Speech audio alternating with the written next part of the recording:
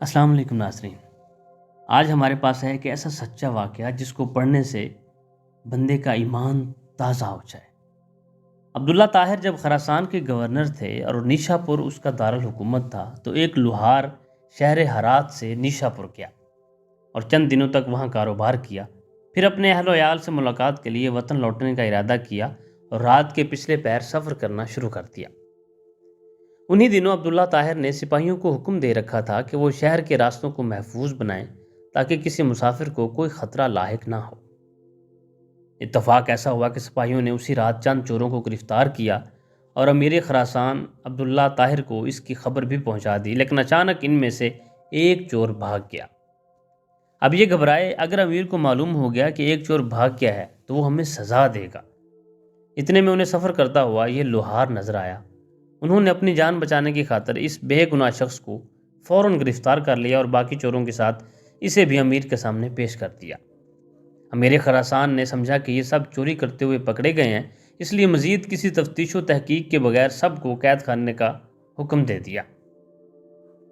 نیک سیرت لوہار سمجھ گیا کہ اب میرا معاملہ صرف اللہ جل شانہ کی بارگاہ سے ہی حل ہو سکتا ہے اور میرا مقصد اسی کے کرم سے حاصل ہو سکتا ہے، لہذا اس نے وضو کیا اور قید خانے کے ایک گوشے میں نماز پڑھنا شروع کر دی۔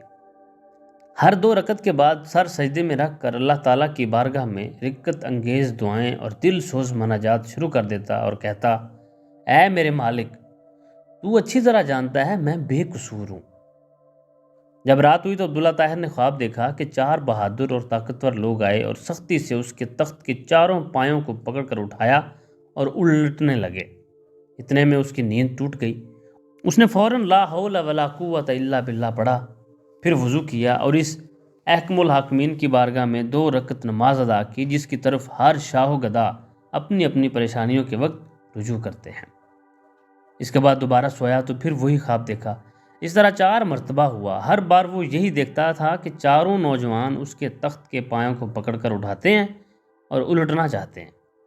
امیر خراسان عبداللہ طاہر اس واقعے سے گھبرا گئے اور انہیں یقین ہو گیا کہ ضرور اس میں کسی مظلوم کی آہ کا اثر ہے۔ جیسا کہ کسی صاحب علم و دانش نے کہا ہے، یعنی لاکھوں تیر اور بھالے وہ کام نہیں کر سکتے جو کام ایک بڑھیا صبح کے وقت کر دیتی ہے۔ بارہا ایسا ہوا ہے کہ دشمنوں سے مردانہ وار مقابلہ کرنے اور انہیں شکست دینے والے بوڑھی عورتوں کی بد دعا سے تباہ و برباد ہو گئے۔ امیر خراسان نے رات ہی میں جیلر کو بلوایا اور اس سے پوچھا کہ بتاؤ، تمہارے علم میں کوئی مظلوم شخص جیل میں بند تو نہیں کر دیا گیا؟ جیلر نے عرض کیا، عالی جاں، میں یہ تو نہیں جانتا کہ مظلوم کون ہے، لیکن اتنی بات ضرور ہے کہ میں ایک شخص کو دیکھ رہا ہوں جو جیل میں نماز پڑھتا ہے اور رقت انگیز و دل سوز دعائیں کرتا ہے۔ امیر نے حکم دیا اسے فوراً حاضر کیا جائے۔ جب وہ شخص امیر کے سامنے حاضر ہوا تو امیر نے اس کے معاملے کی تحقیق کی۔ معلوم ہوا کہ وہ بے قصور ہے۔ امیر نے اس شخص سے معذرت کی اور کہا، آپ میرے ساتھ 3 کام کیجئے۔ نمبر 1، آپ مجھے معاف کر دیں۔ نمبر 2، میری طرف سے 1000 درہم قبول فرمائیں۔ نمبر 3، جب بھی آپ کو کسی قسم کی پریشانی درپیش ہو تو میرے پاس تشریف لائیں تاکہ میں آپ کی مدد کر سکوں۔ نیک سیرت لوہار نے کہا، آپ نے جو یہ فرمایا ہے کہ میں آپ کو معاف کر دوں تو میں نے آپ کو معاف کر دیا، اور آپ نے جو یہ فرمایا کہ 1000 درہم قبول کر لوں تو وہ بھی میں نے قبول کیا، لیکن آپ نے جو یہ کہا ہے کہ جب بھی مجھے کوئی مشکل درپیش ہو تو میں آپ کے پاس آؤں، یہ مجھ سے نہیں ہو سکتا۔ امیر نے پوچھا، یہ کیوں نہیں ہو سکتا؟